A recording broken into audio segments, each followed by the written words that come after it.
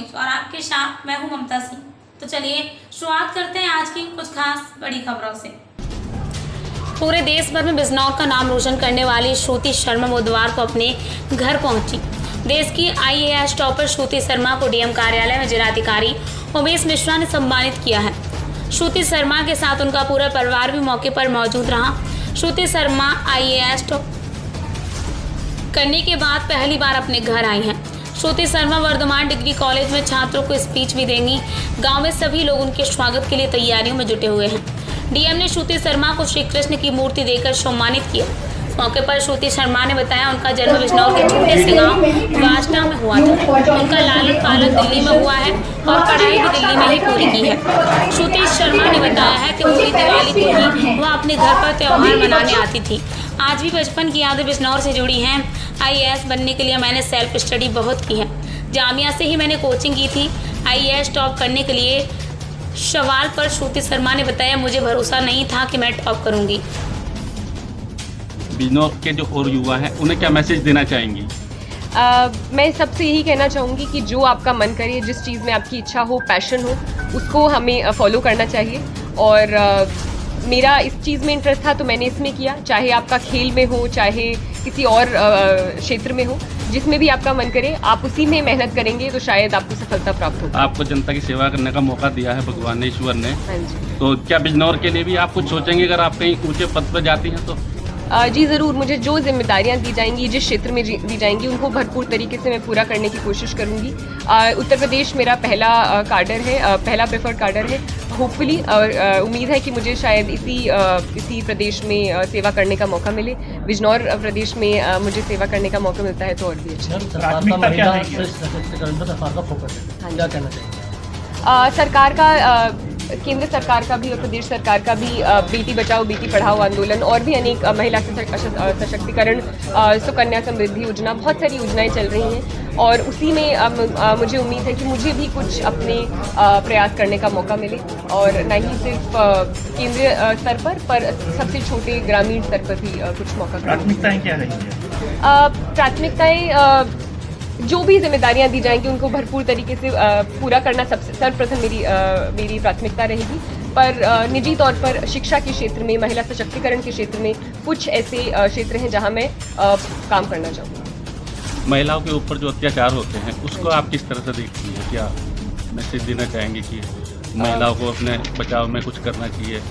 महिलाओं को अपने बचाव में तो जो करना चाहिए ही, वो तो उनकी वो है। पर सबसे उससे ज़्यादा ज़रूरी है कि समाज को, परिवार वालों को, आसपास वाले लोगों को ऐसा वातावरण बनाना चाहिए कि ऐसे अत्याचार न हो। और धीरे धीरे कई जगह ये कम हो रहे हैं, कई जगह बढ़ रहे हैं। तो सुरक्षा, महिला सुरक्षा सर्वप्रथम जिम्मेदारी रहती है प्रशासन की, जो धीरे धीरे बढ़ रहा है। पर साथ साथ में जो घर वाले हैं, परिवार वाले हैं, उनको लड़कों के साथ के समान स्तर पर लड़कियों को अहमता देनी चाहिए और ये लड़कों को भी समझाना चाहिए। सूरत जी, आप दिल्ली रह रही हैं और उत्तर प्रदेश में योगी सरकार चल रही है। आप योगी सरकार का जो कार्यकाल चल रहा है किस तरह से मानती है कि सही है या गलत है? जी, सही गलत ये हर प्रदेश जो है और सरकार, केंद्रीय सरकार, प्रदेश सरकार भरपूर तरीके से अपने सभी कार्यों में काम कर रही है और उम्मीद है जहाँ पर भी, जिस भी प्रदेश में मुझे काम किया जाता है, मैं अपने स्तर पर और काम करना चाहूँगी। बाबा का बुलडोजर जो चल रहा है इस समय, उसको लेकर आप क्या कहेंगी? मैं अभी इस चीज़ के बारे में मैंने ज़्यादा पढ़ा नहीं है और हाँ, मैं नहीं कहना चाहूँगी कुछ। हाँ जी। और यहाँ पे पढ़ाई कहाँ पे की थी आप? मैं पैदा यहीं बिजनौर में बीना प्रकाश अस्पताल में हुई थी। वैसे मेरा जो गांव है वो बास्ता है, चांदपुर के पास, और वहीं पर मेरी जो बाकी परिवार है, दादा दादी जी वहीं पर रहते थे और ताऊ जी ताई जी चांदपुर में रहते हैं। तो यहीं पर हमारा जो त्यौहार होता था, होली दीपावली, हमेशा यहीं पर की थी। जो शिक्षा है वो मैंने दिल्ली में प्राप्त की थी, सरदार पटेल विद्यालय स्कूल से। पर जो मेरी बचपन की यादें हैं वो बिजनौर और चांदपुर से भी बहुत गहरी तरह से जुड़ी हुई। कोचिंग की बात करें, आगे की जी, कोचिंग मैंने कुछ ली थी, पर साथ साथ में मैं सेल्फ स्टडी पर ज़्यादा ध्यान देती थी। कोचिंग में रेजिडेंशियल कोचिंग एकेडमी है, सेंट्रली फंडेड RCA में, तो वहाँ से मैंने कोचिंग में हेल्प ली थी। अपने जो फ्रेंड्स थे उनके साथ हम बैठकर ग्रुप डिस्कशन करते थे। जामिया में ही है वो RCA, जामिया मिलिया इस्लामिया यूनिवर्सिटी से अंतर्गत है रेजिडेंशियल कोचिंग अकेडमी, वहाँ से मैं हेल्प लेती थी। बाकी कोचिंग क्लासेस शुरू में ली थी, पर सेल्फ स्टडी मुझे ज़्यादा महत्वपूर्ण है। आपने देश में टॉप किया, क्या आपको विश्वास था कि IAS में टॉप कर जाऊंगी? ये IAS में टॉप करने का तो नहीं सोचा था, उम्मीद थी कि शायद लिस्ट में नाम आ जाए, किसी तरह देश की सेवा कर पाऊँ। तो खुशी है कि साथ साथ में एक पहली रैंक भी आ गई। आपने बिजनौर जिले का नाम रोशन किया है देश भर में। बिजनौर के जो और युवा हैं उन्हें क्या मैसेज देना चाहेंगी? मैं सबसे यही कहना चाहूँगी कि जो आपका मन करे, जिस चीज़ में आपकी इच्छा हो, पैशन हो, उसको हमें फॉलो करना चाहिए।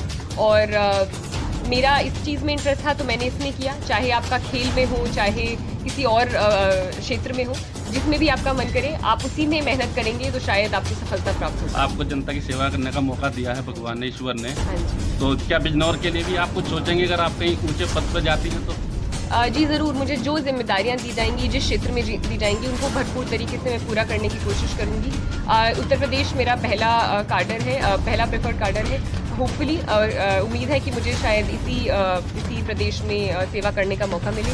बिजनौर प्रदेश में मुझे सेवा करने का मौका मिलता है तो और कुछ। प्राथमिकता क्या है? सरकार का फोकस क्या कहना है? सरकार का, केंद्र सरकार का भी और प्रदेश सरकार का भी बेटी बचाओ बेटी पढ़ाओ आंदोलन और भी अनेक महिला सशक्तिकरण, सुकन्या समृद्धि योजना, बहुत सारी योजनाएं चल रही हैं और उसी में मुझे उम्मीद है कि मुझे भी कुछ अपने प्रयास करने का मौका मिले और न ही सिर्फ केंद्रीय स्तर पर सबसे छोटे ग्रामीण स्तर पर भी कुछ मौका। प्राथमिकताएं क्या रही? प्राथमिकताएं जो भी जिम्मेदारियां दी जाएंगी उनको भरपूर तरीके से पूरा करना सर्वप्रथम मेरी प्राथमिकता रहेगी। पर निजी वक्त हो गया एक छोटे से ब्रेक का। ब्रेक के बाद फिर से हाजिर होंगे ऐसी कुछ खास बड़ी खबरों के साथ। तब तक के लिए नमस्कार। हर खबर की अपडेट पाने के लिए आप हमारे चैनल को सबसे पहले सब्सक्राइब करें।